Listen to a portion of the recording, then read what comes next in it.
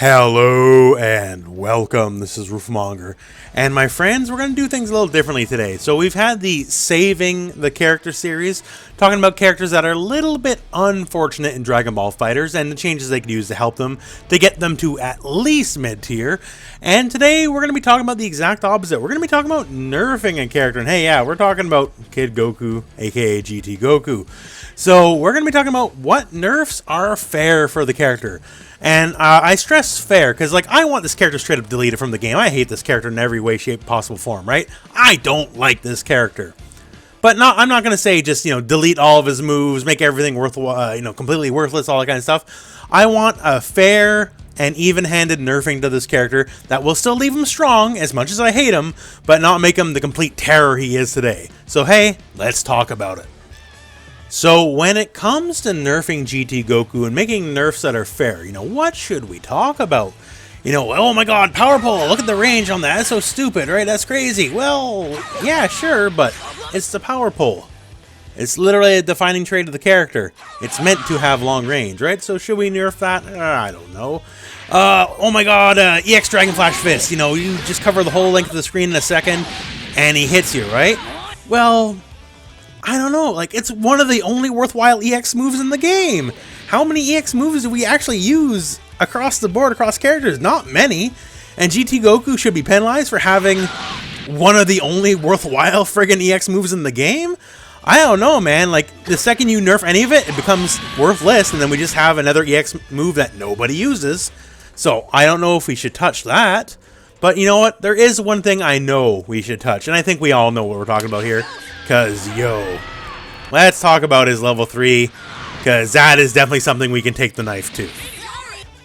So when talking the Spirit Bomb here, there's so much about it. The move itself, which has some issues, and it's part of the reason why GT Goku is wildly better than 99% of the cast.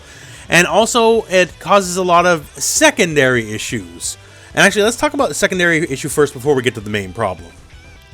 So hey, stop me if you've seen this one before, right? But here's one of the issues. So we get our Spirit Bomb, we get all the damage from the combo we would have got, all that kind of stuff. And then, hey, on top of that, Dragon Rush follow-up, no assist needed, into a level 1 super that doesn't scale. Now, if you're not aware, in the Season 2 patch, one of the big things that was hit was double supers, right?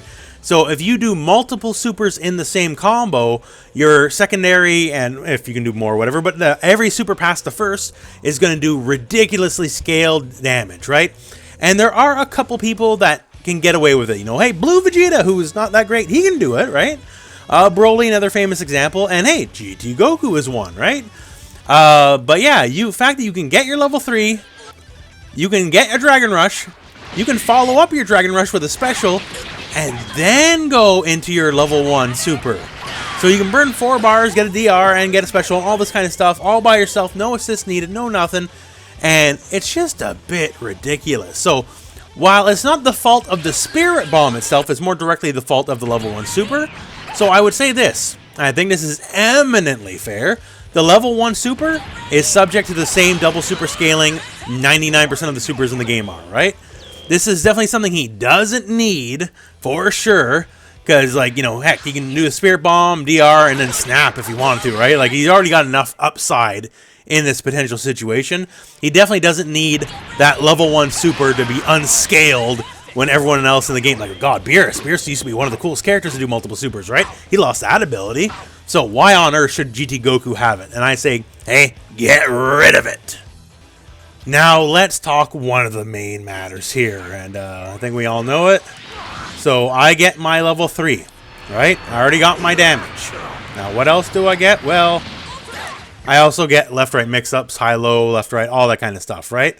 It is now up to you to guess what direction I'm coming at you from after my level 3. And I'm going to assume, hey, if you did the combo with the level 3 and all that kind of stuff, you probably at least did 50%. Very fair to say, if not even more, with assists and all that kind of stuff, right? But you probably at minimum did 50%. And after that, I get my left, right, high, low, all true meaties. You ain't vanishing out, you ain't down heavying out. There's no escape other than to really guess. And hopefully you guess right. And if you guess wrong, if I already did my 50+%, guess what? You just lost the character at that point, right? because I can easily just do the rest of the damage and you lost the character. And here's the thing. We have had a preponderance of these level 3 high-low, left-right mix-ups, all that kind of stuff, or even like empty jump DR, whatever you want to do, right? We've had those before, and they all got the knife. You know, Bardock probably the most famous example, right? And Bardock's level 3, while it's still alright and it still has pressure Noki and all that kind of stuff, it's definitely not the high-low, left-right mix that it was before. And with that in mind, why on earth does GT Goku still have it? If other characters that had strong mix-ups, like hell, Season 2 nerfed friggin' Super Saiyan Goku's level 3 mix-up potential, which wasn't even that great, although it's better than some people thought it was. But if all these level 3 Oki setups here, you know, mix-up potential after level 3 gets nerfed, why on earth does this character still have it when basically nobody else does? And is that fair? In my opinion, it is not. Hey, so here we are, right? So we're dealing damage, building meter, living life, all that kind of fun stuff. And yeah, we should get pressure after level 3. I 100% agree, right? But why does it have to be like the stuff that's been taken away from everybody else, right? This whole guess multiple possible options. Now, I would say that's not fair. Take it away. Now, conversely, I wouldn't even mind if, like, okay, leave it in, and then everyone else who had their cool mix-ups, give them back to them. Sure, whatever. But as the developers themselves have basically stated to us, you know, by removing all these multi-layer mix-ups from the other characters after level 3, hey, these shouldn't be in the game, and yet, here we are, one brave rat to rule them all, he still has all this kind of stuff, right? So, in the end, if it got taken away from your Bardocks and your everyone else of the world, I do not see a reason why GT Goku, of all people, by himself alone, should have such crazy mix-up potential after his level 3 when it was taken away from everybody else. So the Spirit Bomb and the stuff surrounding the Spirit Bomb, I find, are the biggest issues with the character, and those are the ones that directly need to be addressed. Other than that, like, once again, I would love to cripple the character. Like, if you put me in charge of the balance changes, I would cripple this character 100%, right? But otherwise, in the name of fairness for this video, I think that's the big stuff right there, honestly. Just the level 3 and the stuff surrounding the level 3. Like, everything else is good, but there's no crime to be good, right? Like, there's gonna be good characters, he's a good character, whatever, leave him at that. The only other thing I guess I would change is the assist itself. So the assist very much similar to his beam, that kind of stuff. But on top of him just being such a powerhouse, the assist being as amazing as it is, I think that could change a bit. So I would change this and this alone for the assist. So it keeps its angle, keeps its damage, all that kind of stuff. However, the assist changes from a multi-hitting assist here that gives you, you know, just that extra bit of time, the homing dash or whatever otherwise to confirm. It just changes into a single hitter. It does its thing, it hits, that's it. So similar to like Tien's Dodon Ray, right?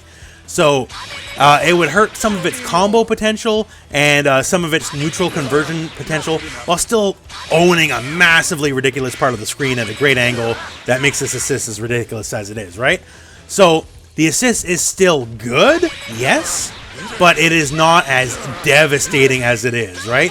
The character itself, even if we take all these level 3 nerfs and all the surrounding stuff, is still going to be one of the best characters in the game, if not debatably, like, still like top 3 or top 5, right? So just file the edge off just a bit on the assist here, just to make him less of the complete all-perfect rounder he is.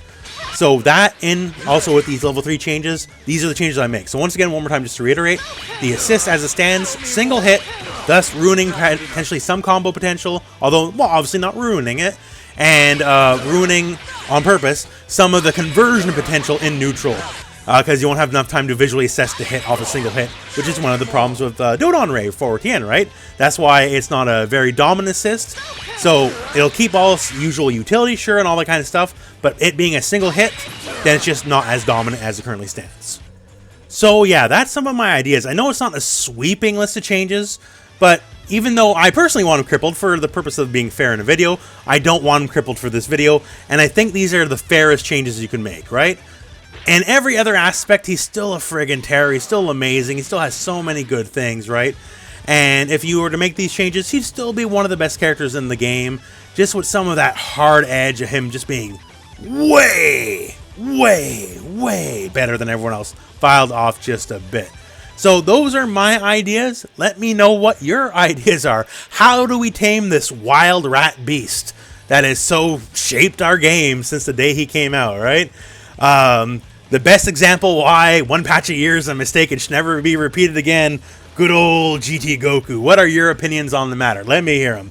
But otherwise, my friends, that is the end of this video. So thank you very much for watching. Hope this video has found you well. Go out and play some Dragon Ball.